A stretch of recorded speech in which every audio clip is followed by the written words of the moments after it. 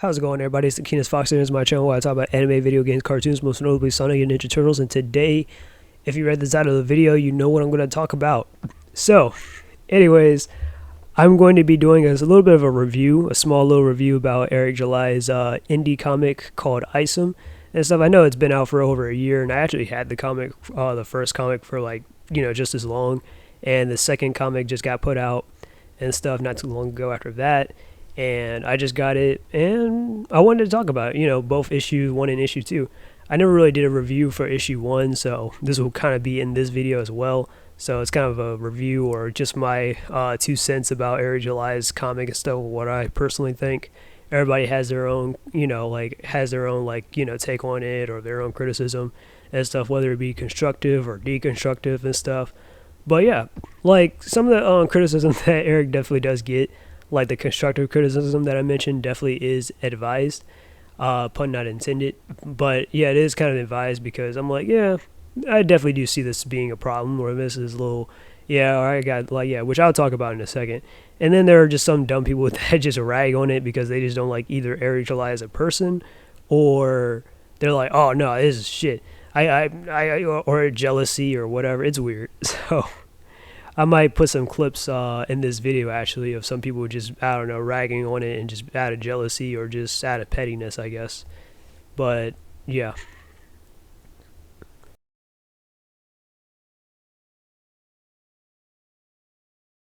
I guess there's a brief scene where you have a nightclub owner talk about how he comes from a broken family, but he's successful, and yeah, he does crime, and Isom doesn't come from a broken family and doesn't do crime. There's just not much to it. It's I guess you could definitely argue that's political, but at the same time, I don't really care. There's not much to this story.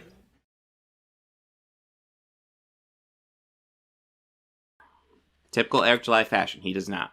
And I guess, yeah, you could even argue that's the problem with this whole book. This book doesn't get specific on, anything. Maybe that's part of the problem. It's so fucking anti-woke that you're not willing to take a position on fucking anything. That might be part of the problem with it. Do you remember that whole monologue that dude does in Isom? And he's describing how Avery in high school? Yeah. Okay. He was good in track and field and shit. Yeah.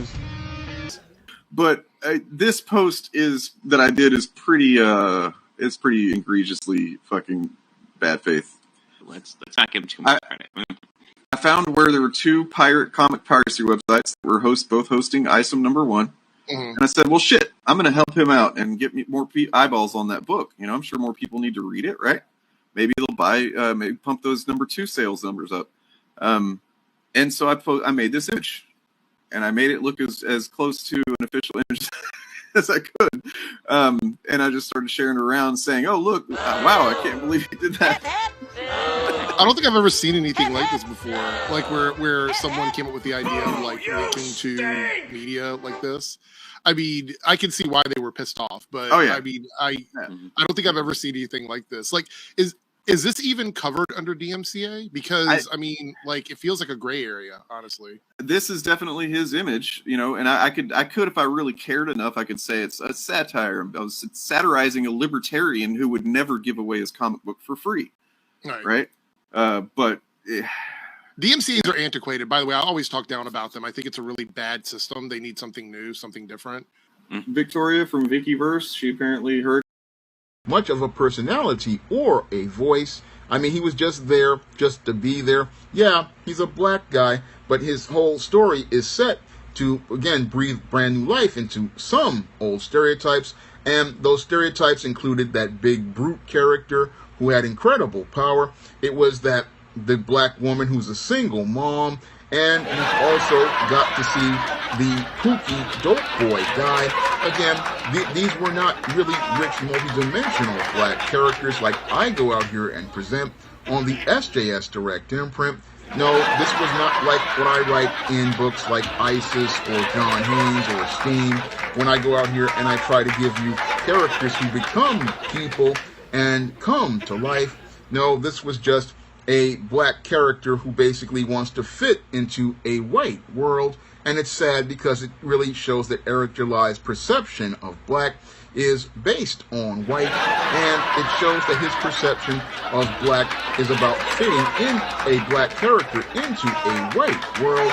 And his rippaverse basically looks like it's going to be a world where you get these kinds of black characters who basically are just there to be in the background. And that really shows that Eric July's perception of black is really twisted. But I kind of got that when I saw him in a picture with Kyle Rittenhouse. And that was one of the reasons why I didn't want to spend money on an Isom comic. I'll tell you what, if you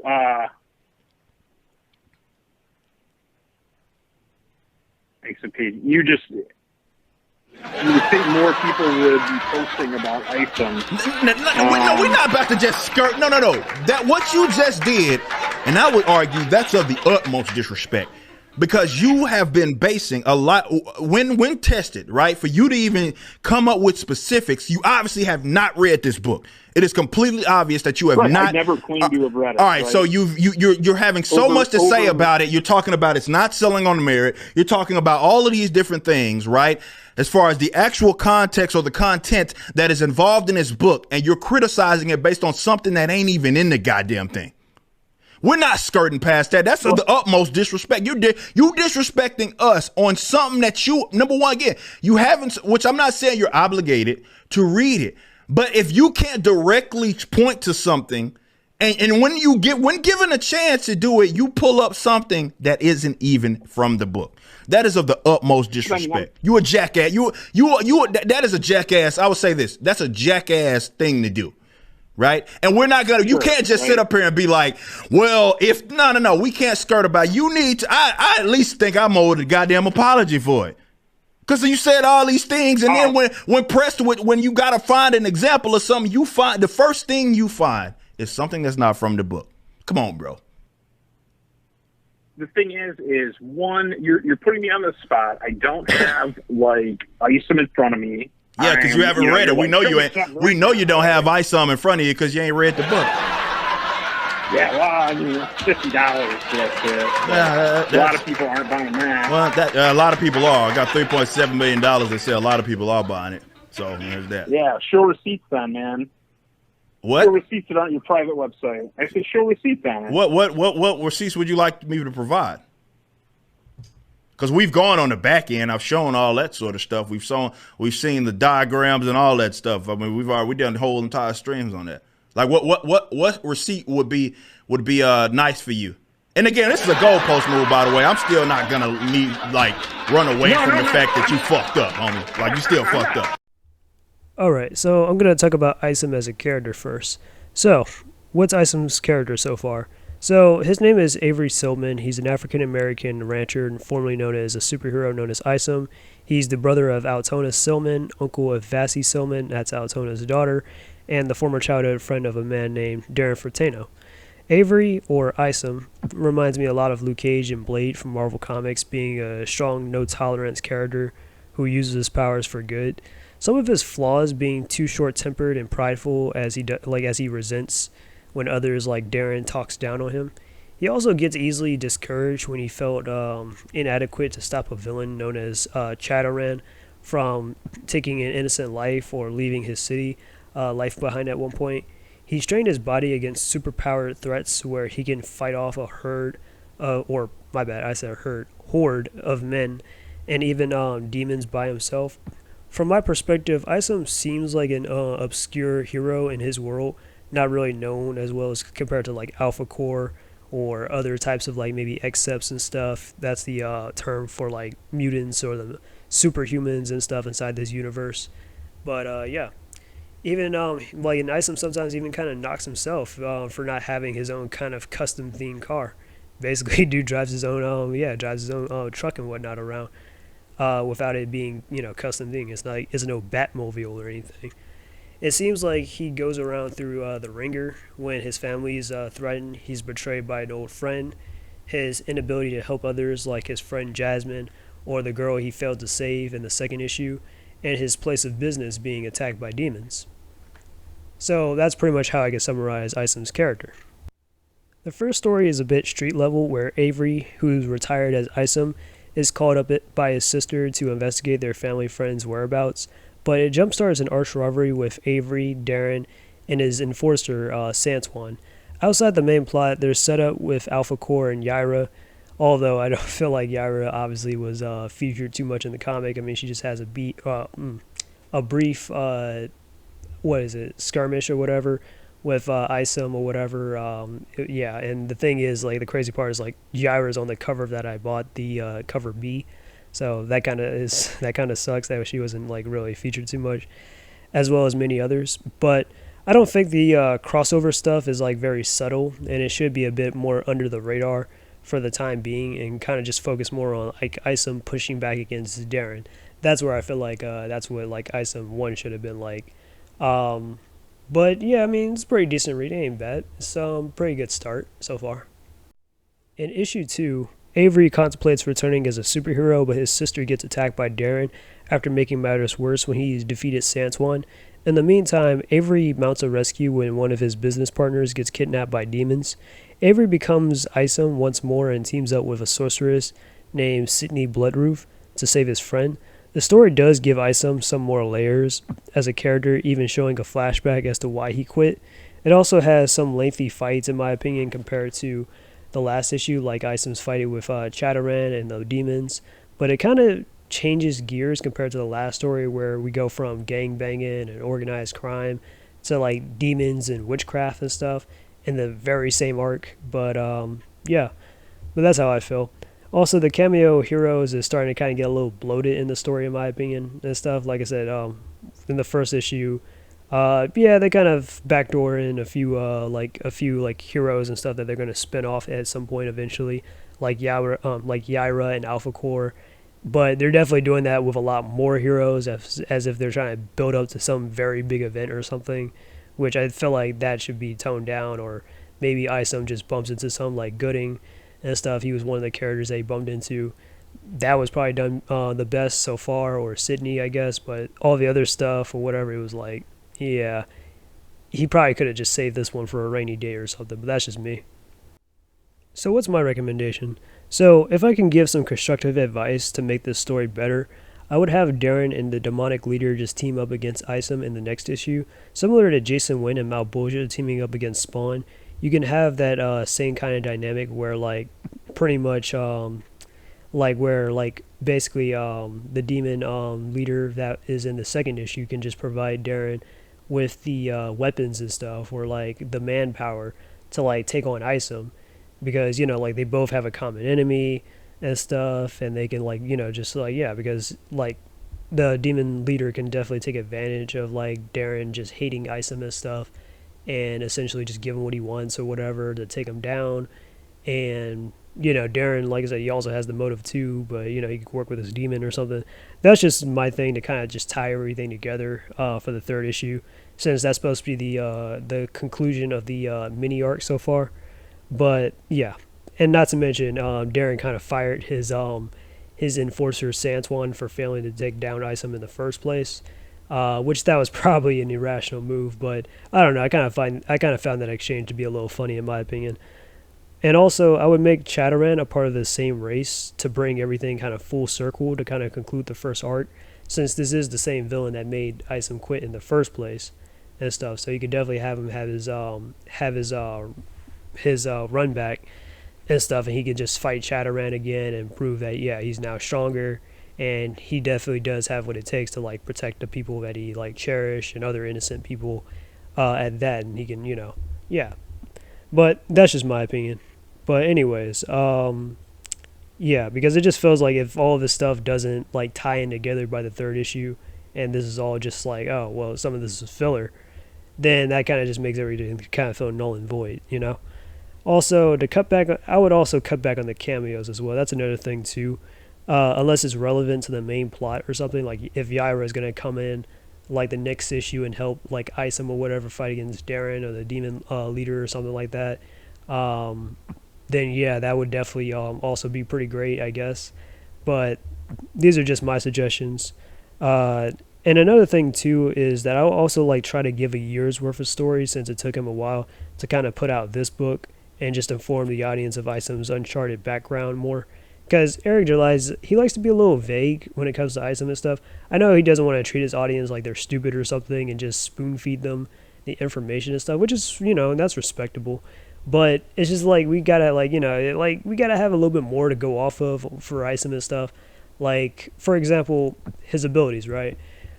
His abilities are a little bit obscure. Like, a lot of people do not know, and I guess that's the fun in it, is like you gotta speculate and hypothesize or have all these theories and stuff, which I think that's what he wants to do about with Isom's powers and stuff. Because at first I kind of just thought that Isom was like a kind of like a street level superhero kind of character where he just fights with super strength or whatever. He just fights harder.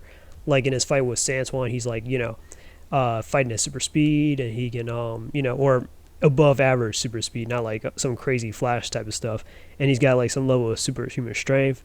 So he's like a Captain America kind of Batman, Wolverine, something, where he can just kick ass and stuff. And I know Eric July likes, those type of heroes that are like, okay, this dude is just straight up with the hands. He ain't like overpowered or broken or anything. But yeah, so that's what I thought. But it seems like he might have some kind of like, I think he might have some kind of like possibly some kind of like kinetic absorption or something.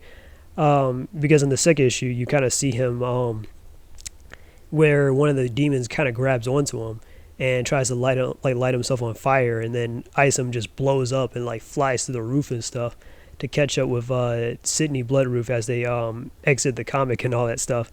So that's just my theory on it for Isom's abilities. I don't know for sure, but I just feel like he should probably have like a moment, like for example, like Jotaro Kujo from JoJo's Bizarre Adventure in like part 3 of JoJo, when Jotaro is first introduced and the abilities of stands is all introduced and stuff.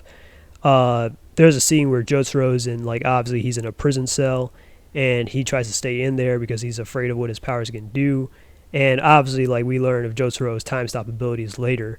But I'm just saying we learn basically what he can do throughout the part 3 is that he's got super speed, super strength, the whole works and stuff, and that he can basically use his stand to grab comics and etc., and he can fight other stands and blah blah blah, and it's like psychic powers, ESP, all that.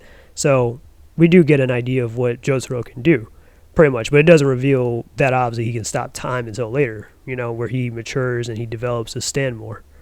So that's what I feel like Eric July should do, that he should at least showcase Isom's powers a little bit and more subtle kind of ways like that.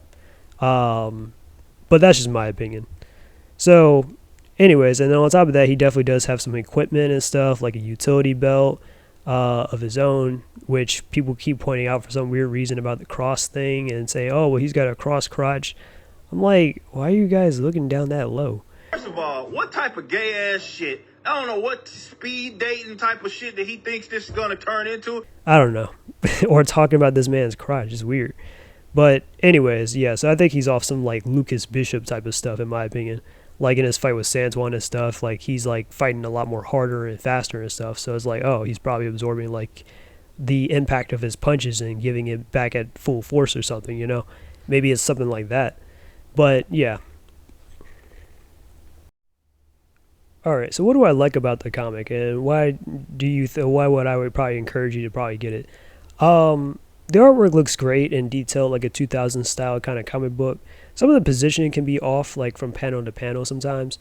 Like one character can be kind of like holding someone in one hand, but aren't shown like alternating in the next. Like they'll be like a completely, different thing here and there. And while the comic isn't exactly like gory or morbid, the fights can have some like Mortal Kombat like X-rays and stuff highlighting the internal damage. So that's actually a cool little detail and stuff, in my opinion. Darren is pretty much a pretty decent villain as well. I mean, he ain't like, I haven't seen like this type of villain before, but I do kind of like those type of villains, like a Cottonmouth from like, Netflix's Luke Cage, or Tobias Well from like the CW Black Lightning and stuff, where these are complete like shit talkers and stuff, but they can run a successful like criminal empire and stuff.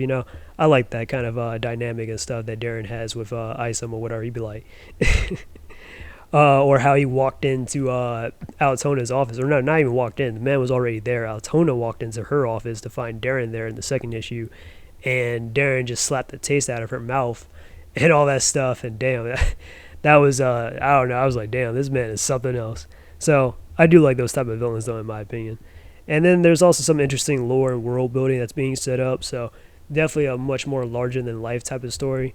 So while I do think that some things should be cut back on, like the introduction of many side characters, it does have genres like sci-fi, dark fantasy, supernatural, etc. You know, like only time would tell. So if you're into all that type of things, I think you might just like Isom and stuff. Pretty much the comic is like $35, and then plus tax is like $41 each and stuff. So yeah. So I mean, like I said, it's up to you completely, of course. I mean, to like, you know, to buy the comic. I won't dictate or anything. Definitely don't try to like pirate the comic online or whatever. I don't know. Like some people will try to like, yeah, try to pirate the comic or something and put it online and be like, oh look, and try to destroy Eric's business. I'm like, damn, y'all that petty and stuff. Like you trying to destroy this man's business and shit, or trying to fuck up his business because you just don't like him personally. Like Jesus. But anyways, yeah. So I think Isom is a pretty decent. It's a pretty decent read. Honestly, story's kind of mid and stuff. And I mean, I know Eric July, he's a little bit of a novice, like he's new to writing and stuff. But he's not bad though. It's not like this stuff is like completely unreadable or it ain't going nowhere. I'm like, no, it's pretty good, and I definitely do. Like, I am definitely like yeah, I definitely am interested to see where it goes from here and stuff. That's why I want to read the first arc first, because I want to like, you know, get like a feel of like this comic stuff, you know. But yeah. And then, of course, like Eric July got other stuff coming out, like Yaira and Alpha Core, and he's got merchandise on this stuff as well, like hats and T-shirts and stuff, so that's pretty cool. But yeah, so that's pretty much about it as far as Isom goes, you know. So, anyways, this is my critique on Eric July's comic Isom and stuff. I think it's a pretty average story. Artwork's pretty good and stuff. It's definitely like professionally made and everything.